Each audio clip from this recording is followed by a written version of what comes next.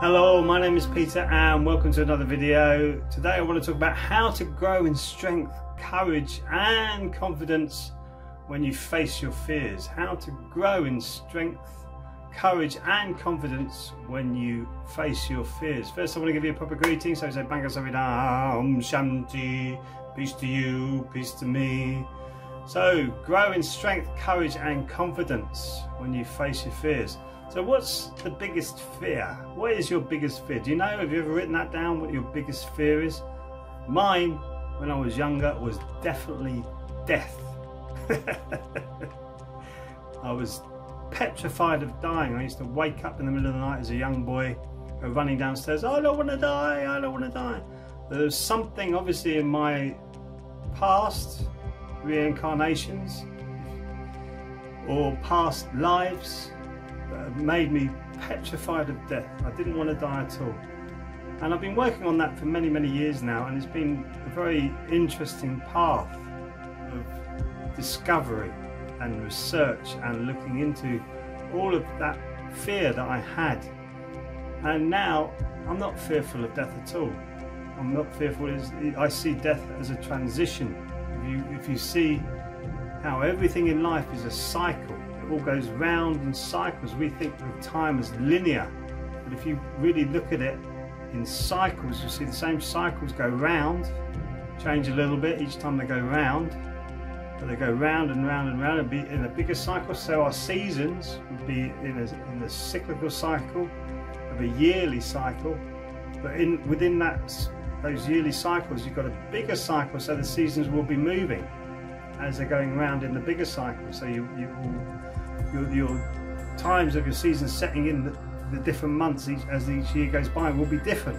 That's why they call it climate change, because it changes, because it's in a cycle.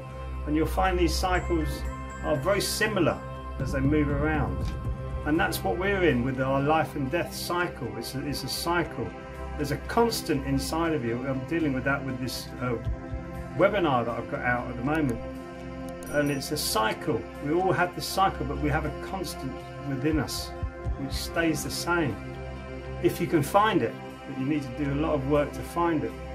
And once you do find it, you get your courage, your confidence and your strength really starts to shine through when you realize you have this constance inside of you. And why should you be fearful of death? Why should I be fearful of death?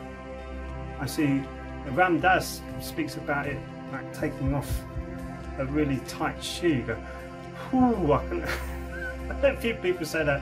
It's like when you pass on to the next realm, you go, whew, what was that all about?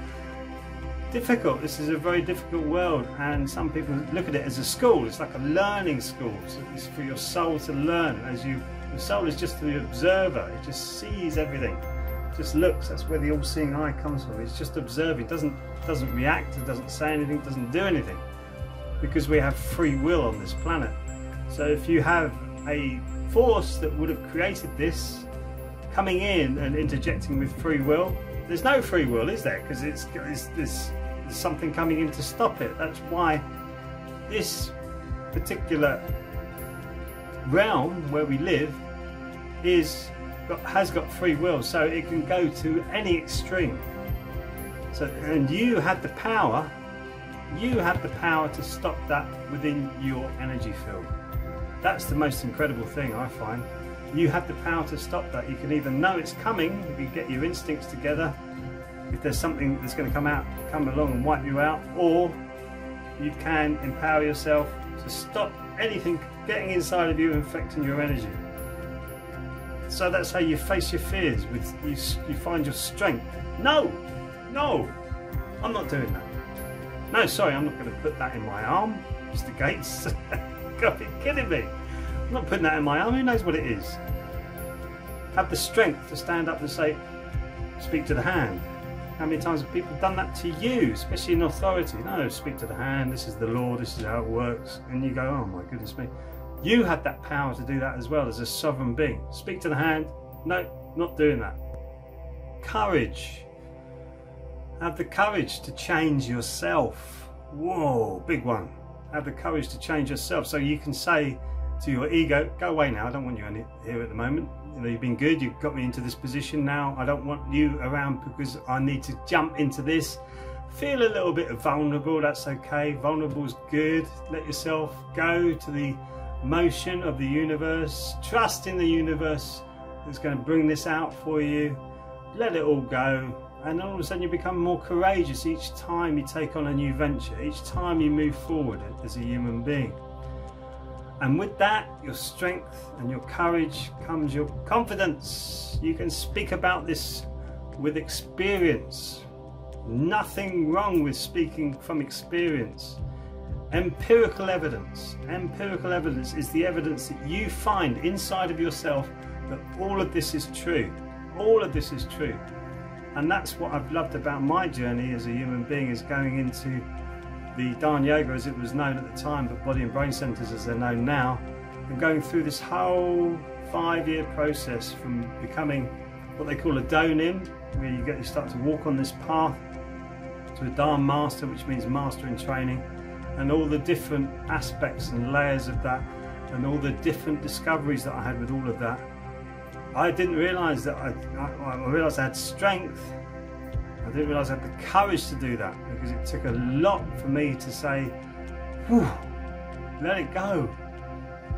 Because my ego, you have to, in the music business, you have to have enormous ego to say, well, I'm the best, I can do this, I'm a brilliant bass player. I'm a brilliant bass player, I can do this, I'm going to beat all the competition.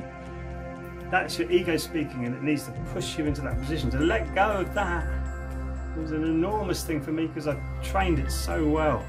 Trained my fingers so well to play the bass that I could do it with my eyes shut, blindfolded, hit any note you want me to hit. I knew it was like an extension of me. Anyone who saw me play live said, well, that's like an extension of you. The way you play that is amazing. Gave me the confidence once I had to play the bass, but once I had to step back from that ego, it was so difficult. It felt like after some of the training sessions, I felt I was putting my feet forward. I didn't know where my feet were going to land. I didn't know who I was, where I was going, because I'd removed such a big part of my psyche, as it were, but it wasn't serving me. I realised that it wasn't serving me. It was actually pushing people away. When you bring that mentality into your personal life and into your daily life, you're pushing people away with that ego. Edging goodness out, ego, E-G-O, edging goodness out. Yeah, I agree with that. But once you've gone through all of that, and you start to get the confidence to, with the empirical evidence that you have for yourself, to say, there's substance to this. This is a fact. This works. You can do this for yourself. Once you realise you can do this for yourself, you will face your fears, and your fears will seem tiny, and you'll be able to just work them around. Best time to do that is in the mornings, when you just wake up and it's all clear and it's quiet. And if you're getting up, wake up roughly at the right time, 4 or 5 o'clock in the morning. It's all quiet, because most people are asleep, and like the activity of human brains, which can be measured, is very quiet, so it's really good, it's really clear, everything's clear around you, and you can work out your problems in that position.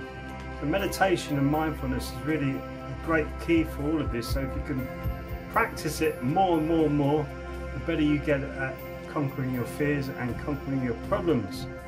We've got a webinar going at the moment. You can click on, the link should be below. You can check out a 45-minute training session on 5 different types of meditation. Give it a shot, see what you think, and I'll see you in the next video. Thanks for watching. Sarang Hamida.